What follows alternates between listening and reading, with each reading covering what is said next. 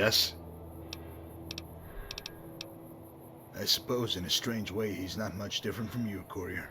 He was forged in violence, reborn a survivor. He's not exceptional in any physical sense, nor is he the most intelligent man I've met. I suppose it's his will that sets him apart. There have been times when most men would have succumbed to defeat or even death, yet Marco won in the end. He told me about the time he was captured by raiders back east. They ate Marco's comrades and forced him into servitude. He went along with it, ingratiating himself with the leader and even proving himself as a capable cook. The raiders grew to trust him. He was eventually offered the chance to join their ranks, on the condition that he prove his ability to kill without hesitation. While he had certainly killed before, this was different.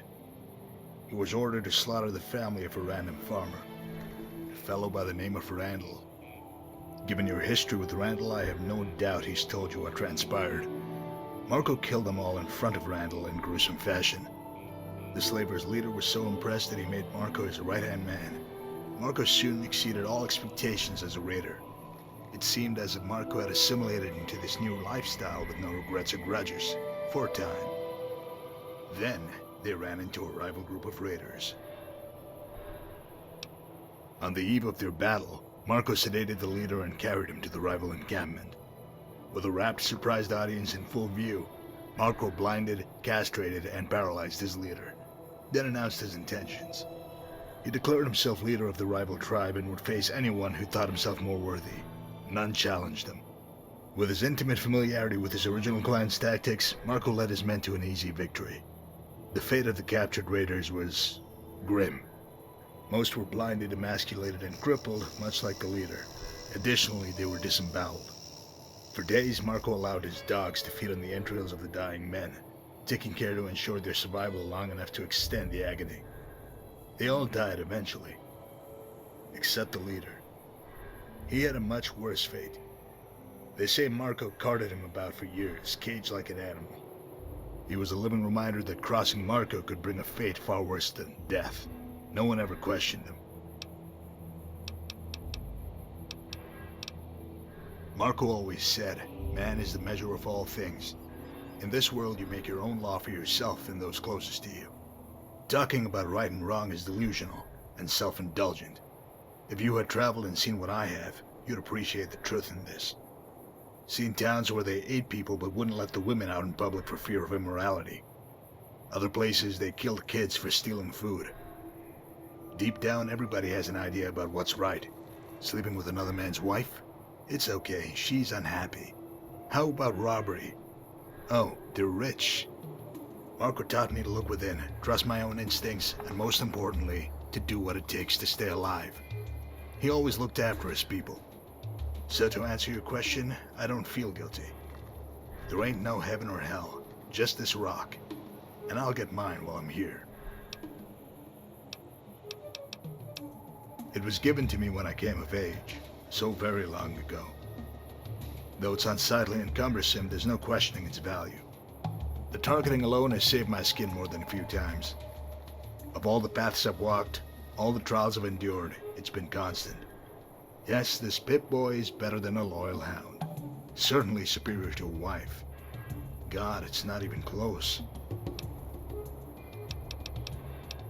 Do you find that remarkable? Most people have rather strong assumptions about vault dwellers. We're all naive, agoraphobic shut-ins, right? Some of them never adapt to the outside, but me, I never liked being trapped. As a boy, I constantly dreamed of life beyond the vault. I escaped through literature and comic books. Never cared for school itself. My father punished me, even destroyed my books. I didn't care. I could paint grand vistas in my mind, climbing to the highest peaks while taking in real sunlight, breathing unfiltered air. My father hated his lot in the vault, working maintenance. He hated even more that I was content to spend my time withdrawn from his world. He drank a lot, beat me and my brother when things boiled over. Overseer was a real traditional type, didn't want to interfere, so nothing changed. Dad had plans for me. Maintenance and repair in the vault, an auspicious occupation. I probably would have killed myself if I'd stayed in that vault. When I was 13, the water chip gave out. so we had to make contact with the outside. I wanted to leave with the scouting expedition. Dad said no. I planned on sneaking out with my kid brother. Couldn't leave him with Dad. I got caught, and the old man pummeled me unconscious. I ended up in the infirmary. Dad wound up in his cell. Didn't last, though. Overseer released him the next day. He had critical skills. You see, I found that life is a series of epiphanies. Some are minute, others hit you like a freight train. I had a big one in the infirmary. I realized that the rules would always work against me in my dreams. Somebody with money or power pulls the strings, snuffs them out. It was that realization that finally pushed me over the edge. Or made my balls drop. One night I picked up Dad's bat and bashed his kneecaps. He cried like a little girl, apologized and confessed till he was hoarse. My stepmom stayed out of it. She was a timid soul. I told them that me and my brother were leaving, and that they shouldn't bother trying to find us. Dad just sobbed and nodded. There was a skeleton crew guarding the entrance, so we slipped out before they found Dad. Don't know what became of him. Knowing what I know now, I only wish they'd finished that bastard off. He was a waste of life. We left at night, but it was still disconcerting at first, seeing the sky above you, like an ocean bearing down on you. You feel so small. We adjusted soon enough, just kept walking east. It was so stupid in hindsight. A couple of kids with a baseball bat, nothing more. You see, back east there aren't all these nations like you have here. It's just towns and tribes with no real order. We had no idea. I wish I could tell you we found a town and everything worked out. Not the case. We were picked up by slavers led by a man named Dickie. Dickie ran a roaming band who would lease out slaves to towns or raiding crews. To his credit, he was a sharp trader. I thought I had taken some harsh beatings, but the slavers made Dad seem like some grandma with an old switch. They were merciless. It only bothered me when they hit my brother, though. He was no more than 8 at the time, so they planned on making him a sex slave. I despised Dickie not because of his cruelty, but because he was always smiling, whistling, making cracks. Dad may have been an abusive cretin, but at least he imparted some mechanical know-how. That's how I got the slave collars off. We ran until our blood burned and our bare feet bled, then ran some more. Dickie was tracking us with dogs. It was closed when I spotted the town. In that moment I knew we wouldn't make it. Dickie and his crew were too fast, so I sent my brother off towards the town while I backtracked. He made it. I didn't. If I'd known what awaited me, the sheer hell of it, I might have killed myself before they took me. What didn't Dickie do?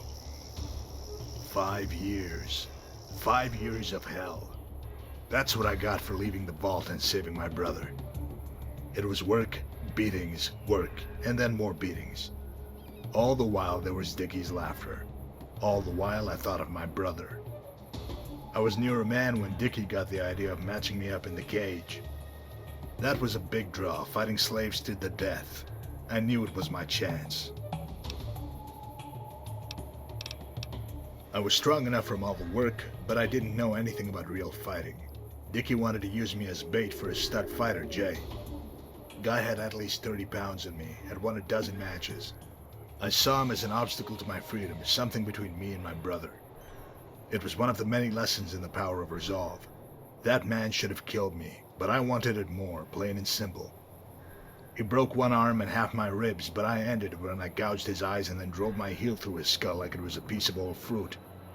Dickie wasn't laughing then. I was hurt, but seeing his face was worth every break and bruise that I'd suffered. It was the first time I killed. I'm not sure what Dickie had planned for me because another man bought me on the spot.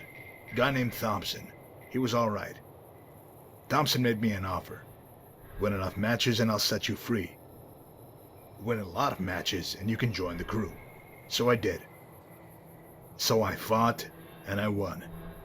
Every type of man, big, small, slow, fast. I found a way to kill them. It always boiled down to willpower, nothing else. Thompson was an old fellow, gruff but fair. He pushed me hard, but it paid off. He never beat me. Not that I gave him reason. I respected him.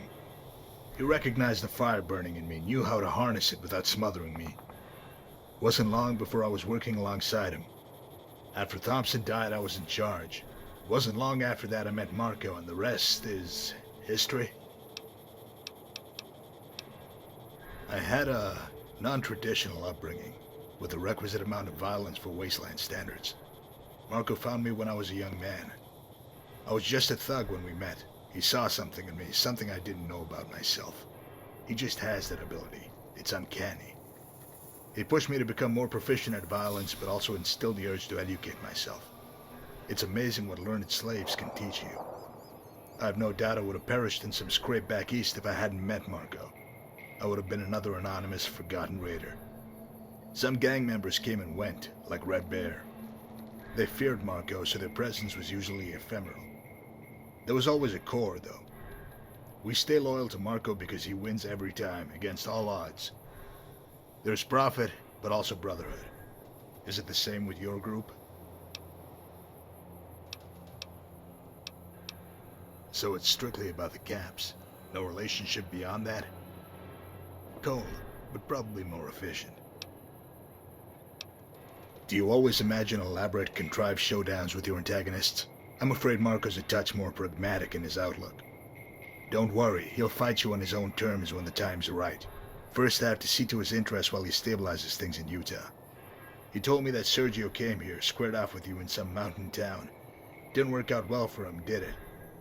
Do you want Marco that badly? You have to know that it's risky going up to Utah.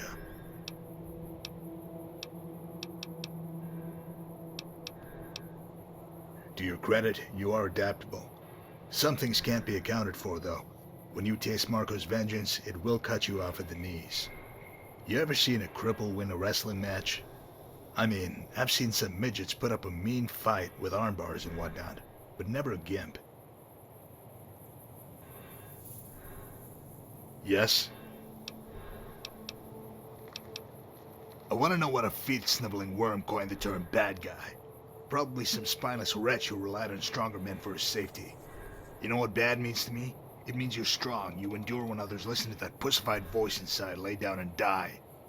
I don't know about your world with all its nations and laws, but in my world, good is raw flesh that's stripped and eaten by the hungry. What would you do without a few bad men around? No job for starters. You're only as good as the man across from you. It's what builds you. You've smoked a few lowlifes and now you're supposed to be special? You're just another meatbag with an expiration date. The hubris of it, to call me bad. There will come a time when you'll wish you had more bad in you, because good lets you down in the end. Why wouldn't it be about Sergio? Even bad men love their brothers. You might say their mutual interests made them closer. You're not completely off base, though. Before Sergio was killed, Marco had already heard some of the stories coming out of the Mojave. People talked about some courier who was all but unstoppable.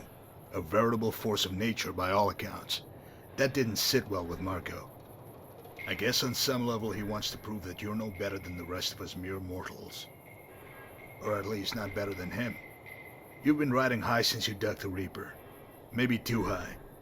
If you aren't careful, you'll get a nasty lesson in mortality soon enough.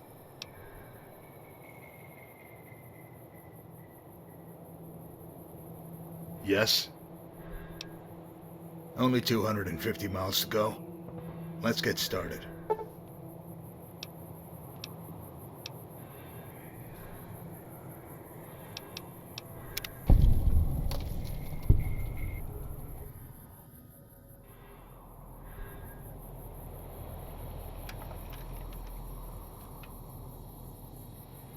It's a nice long walk to Frosto, so pay attention and you might learn something. Over the years, travelers have told stories of a man in black, the most dangerous killer alive, from somewhere far to the east. For you, he was merely a name, Marco. He would have remained just that, if not for a chain of events after you emerged from the grave. You squared off with the Mojave's worst, and prevailed. Some began to speak of you as a living legend of the wasteland. None of this would have mattered until you met a man named Sergio and killed him. Then you had Marco's full attention. When he heard about his brother's death, he sent me to find you, to bring you to him, so that you could settle this. Now there will be a grim meeting between you and the man in black, after which only one legend will endure.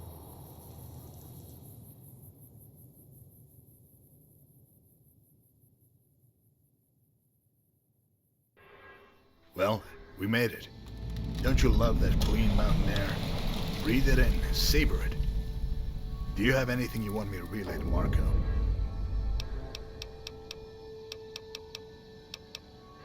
Nice. Is that an old pre-war Remington? If you're going to get killed by something, that would be a good choice. Take care, Courier.